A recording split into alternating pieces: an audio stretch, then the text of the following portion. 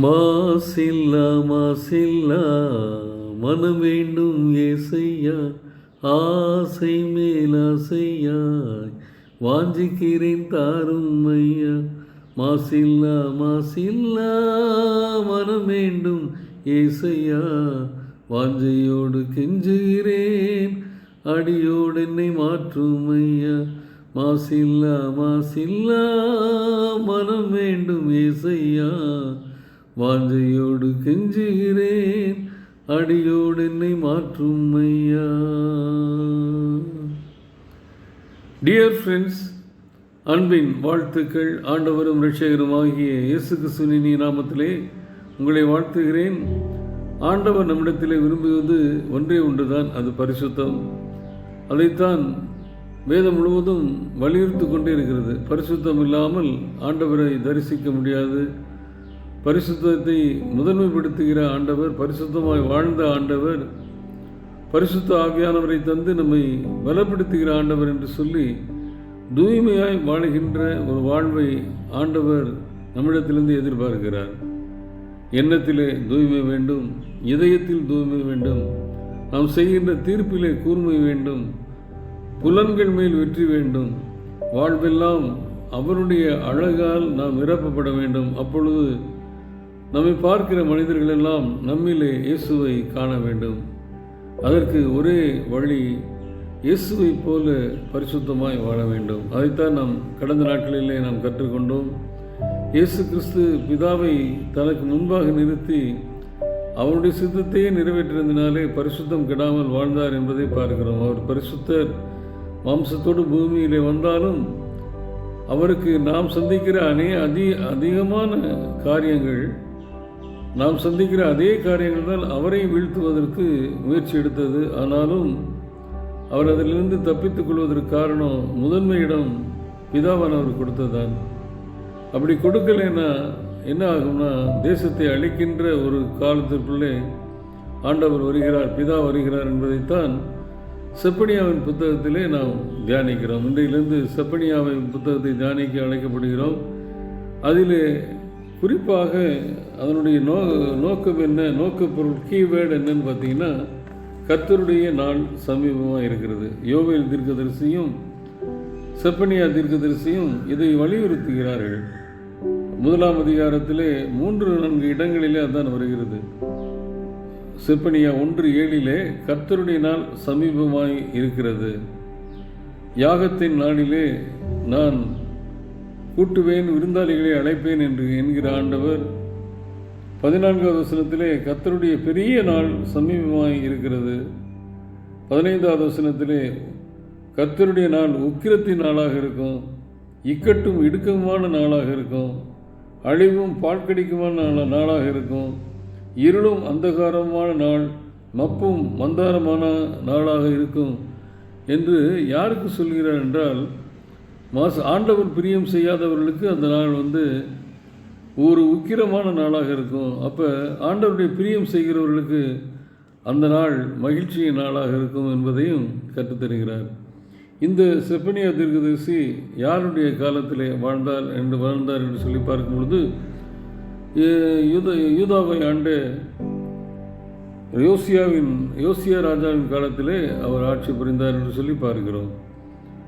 ஒன்றை நாம் புரிந்து கொள்ள வேண்டும். இந்த ஆளுகை செய்கிற ராஜாக்கள் உலக பிரகாரமாக வாழ்ந்தவர்கள் அநேகர்.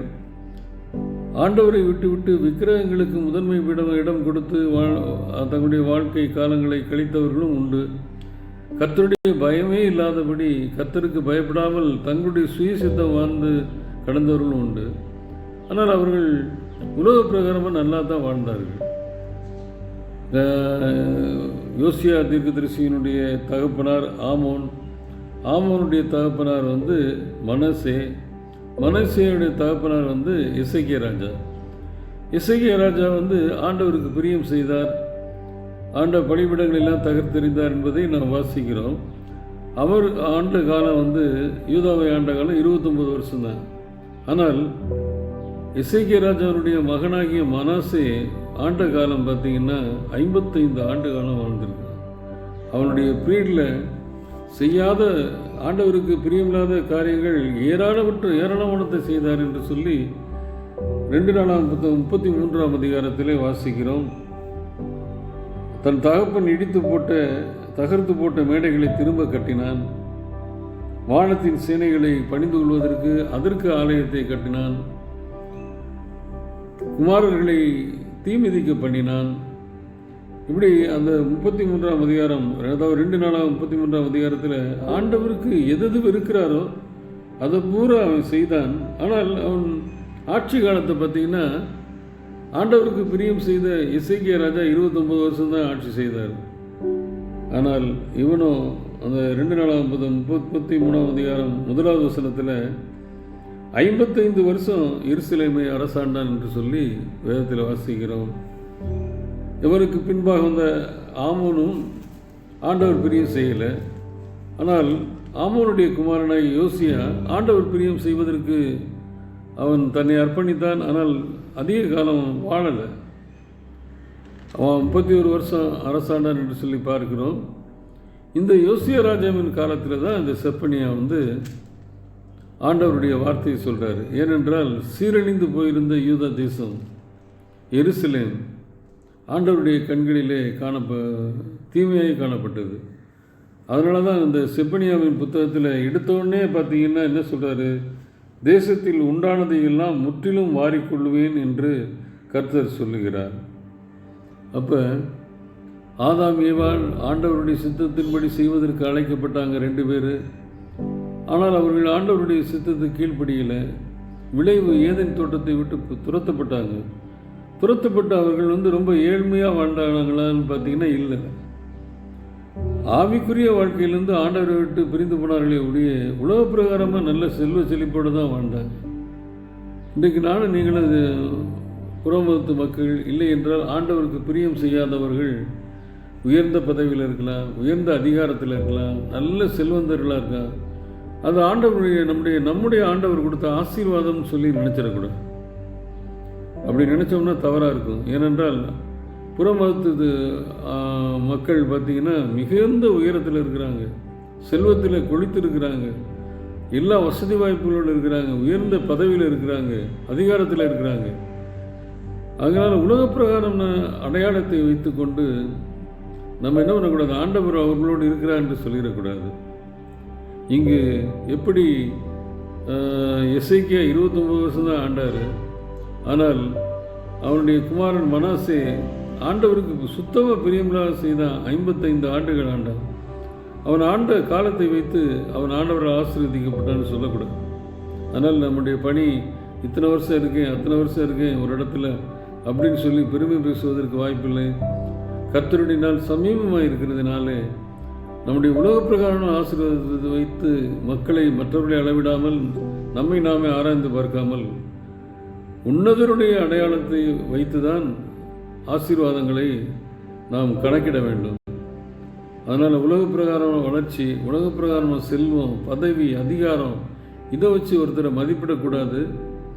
ஆண்டவர் விரும்புகிற பரிசுத்தம் அவரிடத்தில் இருக்கான்னு பார்த்து தான் ஆண்டவருடைய நாளில், ஏனென்றால் பரிசுத்தம் உள்ளவர்கள் தான் தப்பித்து கொள்ள முடியும், மற்றவர்களுக்கெல்லாம் அழிவு என்பதைத்தான் செப்பனியா தீர்க்கதரிசி கண்டிப்பாக உணர்த்துகிறார். அதை தொடர்ந்து தியானிப்போம். இன்றைக்கு ஆண்டவர் கொடுத்திருக்கிற அவர் எதிர்பார்க்கிற பரிசுத்தத்தோடு வாழ்ந்து உலகத்திலே நம்ம ஒன்று இல்லாதவர்களை போய் காணப்பட்டாலும் ஆண்டவருடைய ஆசீர்வாதத்தை நிச்சயம் நமக்கு உண்டு. ஆகையால் பரிசுத்தம் கெடாமல் வாழ்ந்து ஆண்டவருடைய பார்வையிலே சிறப்பானவர்களாய் வாழ்ந்து காட்டுவோம். கர்த்தர் தாமே நம்மை ஆசீர்வதிப்பாராக. ஆமேன்.